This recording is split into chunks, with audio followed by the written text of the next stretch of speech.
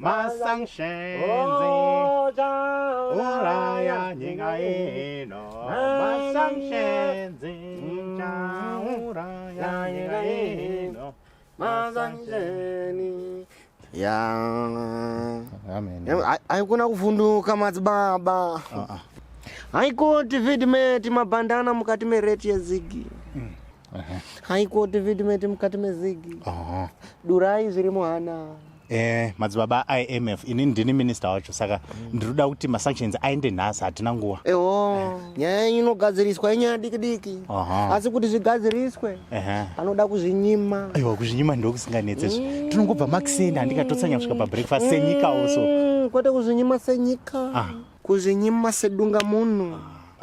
Kuzvinyima zvamunombowana zvamunombotora pamunombotora. Parokuda kuzvinyima. Vachena vadi plani sacrifice kana diri.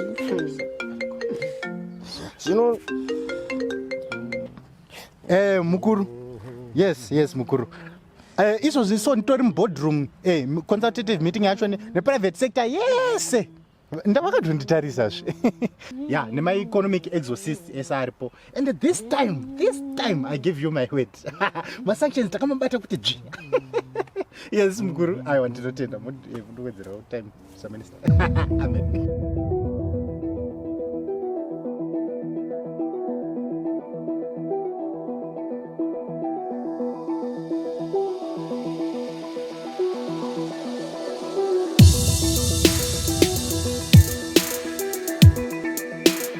My people, comrades and friends, welcome to another episode of The Week with me, Comrade Fatso. And what a mad week it's been. Zanu PF factions are fighting each other ahead of their conference. Mozambique is doing a ZEC with its elections. And Munya did a coup d'etat against me with the week last week. But I'm back for now. But first, when asked by Parliament what the GDP of Zimbabwe was, our own finance ministry didn't even know. Comrades, you only had one job. I mean, guys from the ministry are literally quickly taking out calculators to do some maths, while the other guy is Googling Chinonzi GDP. The government of Zimbabwe is able to collect revenue is dependent on our understanding of our GDP.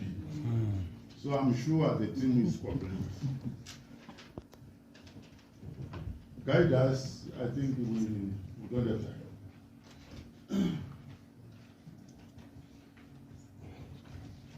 You are coming to Parliament to present your bid for the 2025 budget, and you just want to eat without telling us how big the cake actually is. This gives me a lot of faith in our national budget. Mawan. Lights, camera, factions. Yes, it's that time of year again when Zanu PF is gearing up for its annual Ngwerendiani conference, and we all get excited as they divide into factions. Who will win? The ED faction, the Chiwenga faction, the Volt JT faction? I would support the last faction. ED's faction is trying to push for him to remain in power beyond the constitutional two-term limit, while Chiwenga's faction is saying, Vira leadership ahead of the conference kicking off on October 25th. This year, the factions have added petrol bombs and nighttime attacks to their repertoire just to spice things up.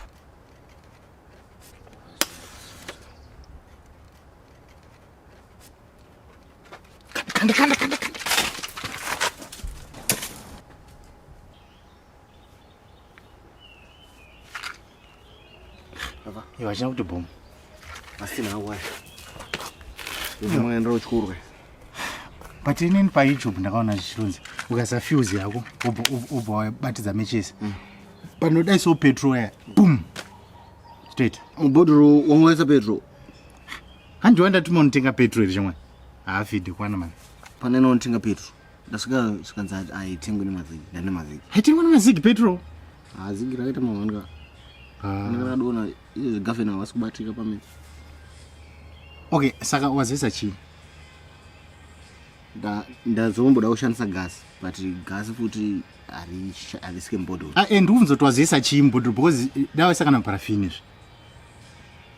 Kapura masvoke padeni pangu ndatosha. Waisa chii?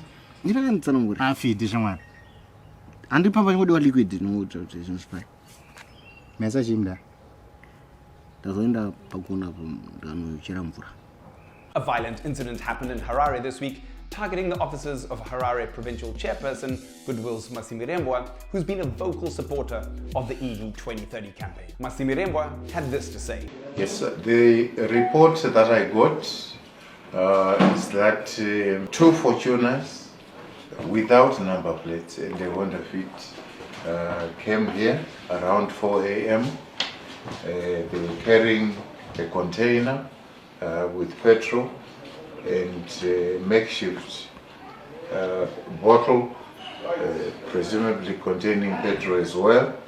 They poured petrol on the plastic, which was working as a barricade to where we were building there. Then they came to the front here, beat up the security guard who was here, poured petrol on him, set him alight. Yeah, shit is getting real.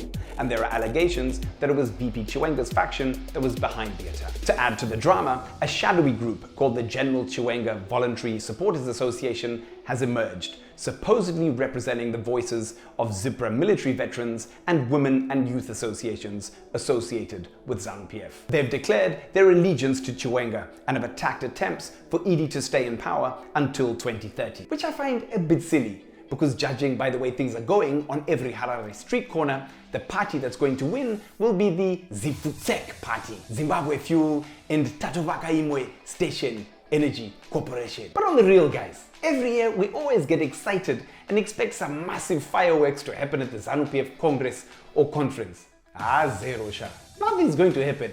Change starts with you, not with them. This week, ZANU-PF spokesperson Chris Mutrangwa took asking Panext for Edomas to the next level by appealing to the Canadian ambassador to extend their food aid program to Zimbabwe so that people who vote for ZANU-PF don't starve. Obviously, he pronounces it everyone. But unless your chief has a GD6, you're probably on your own. While Chris was there, he also asked the Canadian ambassador to kindly readmit us to the Commonwealth. I thought we were done with that colonial institution. Anyways, new days, new vibes. Meanwhile, in our neighborhood, Mozambique's general elections keeps shooting films. If it wasn't enough to allegedly busing Zimbabweans to vote for them with brand new voter IDs, now they've allegedly assassinated a lawyer and a candidate for the opposition party Podemos. And then, guess who prematurely endorses the Mozambican election?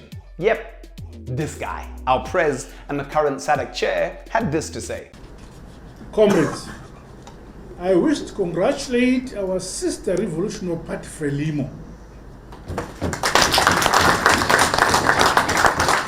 and the president-elect, His Excellency Comrade Daniel Chapo, as well as the people of Mozambique, on their resounding victory during the recently held elections. Congratulations.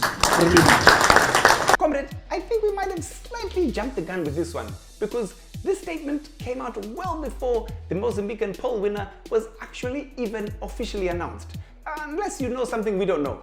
I mean, you know you cheeky former liberation movements you. In worrying news, the repressive PVO amendment bill has sailed through the Senate. The bill, which would allow for the government to clamp down on civil society organizations, has now been sent to the president for his signature. This proposed law will be a blatant attack on our rights to freedom of speech and freedom of association in Zimbabwe. If you're worried about the bill, then make some noise. Call your local MP, start a petition, and make your voice heard. Thanks for joining us on The Week. Follow Magamba TV on social media. I've been Comrade Fatso, you have been the people, this has been The Week. Go and find out Zimbabwe's GDP and food sack.